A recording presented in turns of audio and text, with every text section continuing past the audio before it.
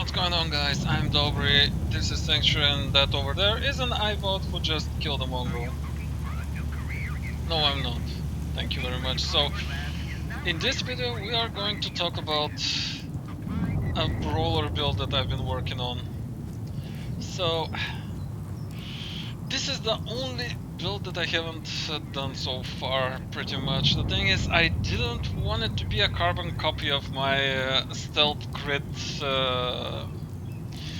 build with all kinds of melee weapons and so on and so forth, and yeah, well, it's totally amazing to slice the throat of a ghoul or a raider or whatever with a knife and do 10 times damage. I didn't really want to do it like right here, so I am playing this build on survival, so I can totally say that it's viable.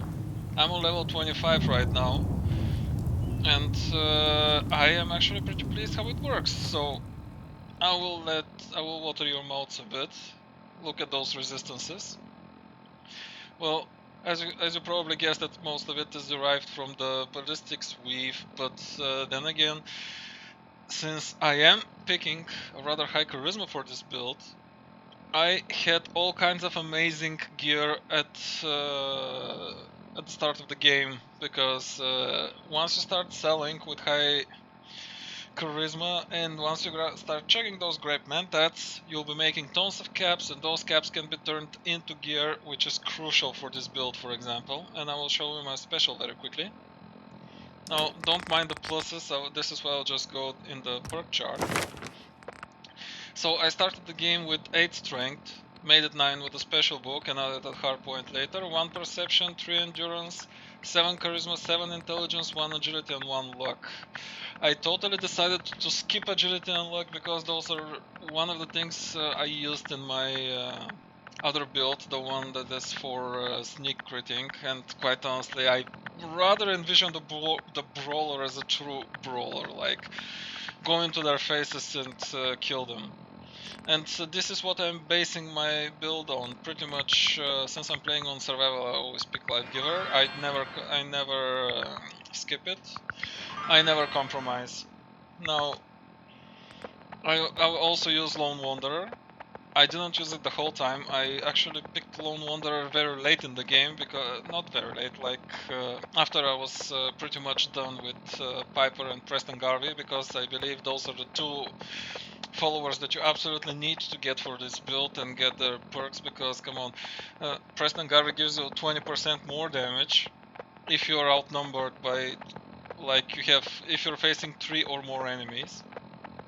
I think it doesn't work for 2.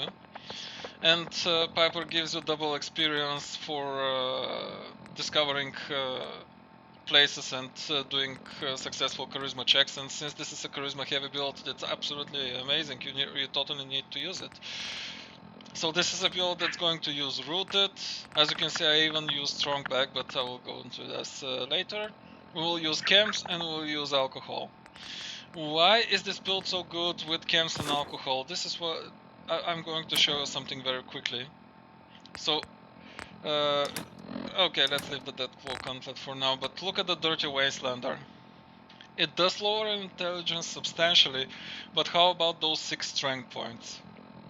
That's 60% more damage by chugging this thing. Secondly, you can see that I'm using lots of camps like Buff Jet for easier fights, because it just improves my strength a little and raises my HP and AP, but still slows down time. I also opted to, for tougher fights, I use the Psycho Jet.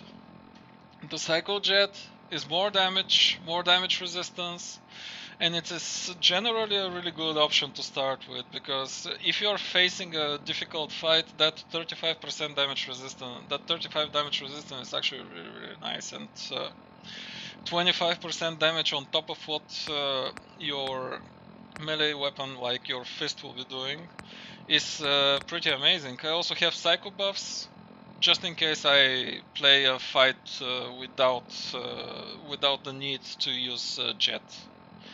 And it's actually really good. All those camps are giving you a huge edge on survival. Also, as you can see, I have tons of caps. I have 12,000 caps, even though I have been buying stuff like crazy. Most of the I'm totally buying my camps. I'm buying everything that I want and everything that I need. So I'm making my own camps, I'm making my own dirty wastelanders and so on and so forth, which pretty much means once you're in town, buy all the Nuka-Colas, buy all the whiskeys and so on and so forth. So going back to the apparel, forget about the armored stuff. I have one of the best items for this build is the Black Ops chest piece. It costs a good amount of money, but it is amazing. First, it comes with 1 strength and endurance, and even though I am not certain whether it's different for each playthrough, in my playthrough it came with dance perk, with dance mode, and this is amazing. On survival, the easiest way to die is through explosions, and I died a good number of times through explosions. It's absolutely unavoidable, especially if you're running a build that's not shooting from afar. Any grenade, any fat man, any missile, and so on and so forth can rather easily kill you. Pretty much, survival is very unfair when it comes to those things, because as you are playing a brawler build, you will be spotted. Enemies will be shooting all kinds of missiles, fatmans, and so on and so forth at you. And yeah, of course you can opt to play sneaky, but for me it wasn't fun, because I already have a sniper sneak, a melee sneak, and honestly I was pretty much done sneaking. It's not as fun as it used to be at start. So the rest of the gear has also been bought from various vendors. The champion left arm from Lucas for 1 strength and endurance, very useful. The champion right arm, I don't remember who I bought it from, maybe Deb from Bunker Hill, not sure. The Devastator's right greave, I also bought that one. And the Mantis left greave from Lucas. 1 agility and perception isn't amazing, but then again, this is leveled up gear. I got pretty much all of those things, all of those items by level 16 or 17, I'm not sure. I have also bought the Destroyer's helmet from Covenant, but I'm not using it anymore because, come on, you need that armored stuff. And quite honestly, this build will be using leveled gear faster than anyone else. All you need to do is pick as much as you can, sell it, buy the stuff you need, pick as much as you can, sell it, buy the stuff you need. That's pretty much how this game goes, and this is why I think that the only utility skill that this build needs is probably strong back, because with strong back you can even fast travel at level 30. So at level 30, even if you're over encumbered, just get out of that building, fast travel to the first marketplace, sell them, buy your camps and stuff, and you're golden. As you can see, by level 25, the level in which I unlocked the ballistics weave, and quite honestly, I do not believe that armor 1 and 2 are all that amazing, especially if you're buying all your leveled gear and you cannot do anything much on it anyway. I picked armorer from levels 23 to 25, and straight out went for the level 3, the 4th level actually of ballistics weave. So you may be wondering, how did this game go? So for the early levels you totally need a lot of resistances, and this is why I opted to play with toughness.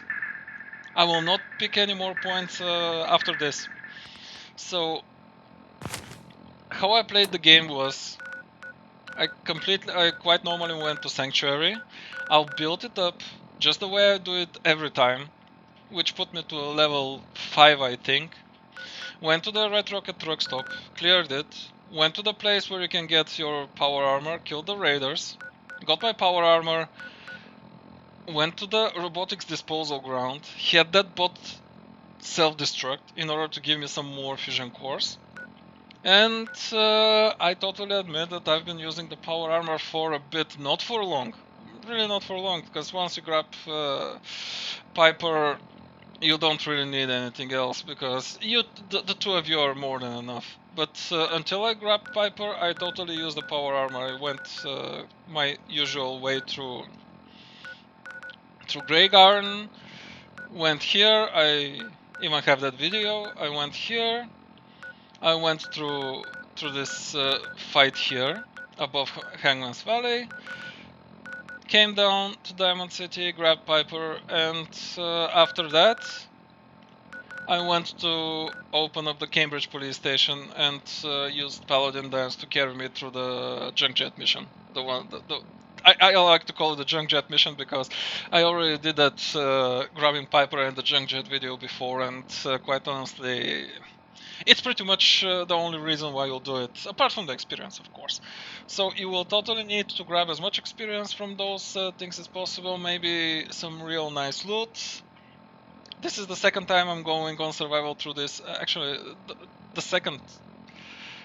Now, to say last time would be inappropriate because I'll be playing more builds, but this is the other time on survival when actually the Diamond City guards managed to beat up the super mutants, and that gave me even more stuff to loot and sell. And I think I was looking at like over 2,000 caps as I was leaving Diamond City, and that went even higher after I did the Junk Jet mission.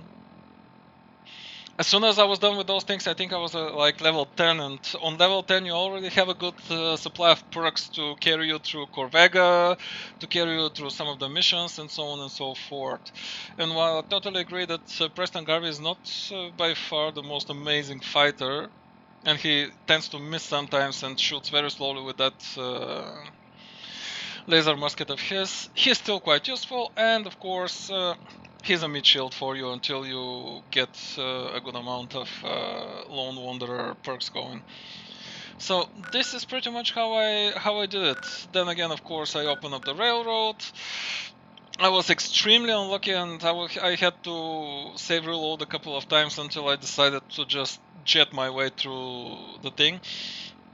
The railroad mission that wanted me to pick the Butcher's Bill dead drop was like here, and that is that is a very high level area. So I was forced to jet my way through here, and it wasn't fun, but it's doable, and I never died on that occasion. Most of my deaths up until now were due to explosions, because it's very difficult to mitigate explosions, and this is one of the reasons why I'm saying that one should totally go to Bunker Hill as early as possible. Now, I didn't do it immediately, of course, because it's a high level area, and if you're like 10 or so, you're going to have some problems. And besides that, Black Ops chess piece is extremely pricey, so at early levels you are perfectly capable with the gear you get from the Diamond City market, like those Wastelander stuff and so on and so forth. They will give you, along with the toughness perk that I'm having here, a very good resistance for the early game. I do not remember dying in Corvega at all, and I pretty much went balls to the wall crazy on that plant, and I didn't even try to snipe, kill anyone on the towers and so on and so forth. I just went all in and totally managed it with some health packs and stim packs and whatever. So this build can do it. It's absolutely viable on survival. And once you get Party Boy and Chemis going, it's absolutely amazing. I will be providing some gameplay afterwards. I will be showing you how to use Rooted, even though there are already a ton of videos on the YouTube about it, and you probably know about it. So join me for the next part of the video when we will talk about the build.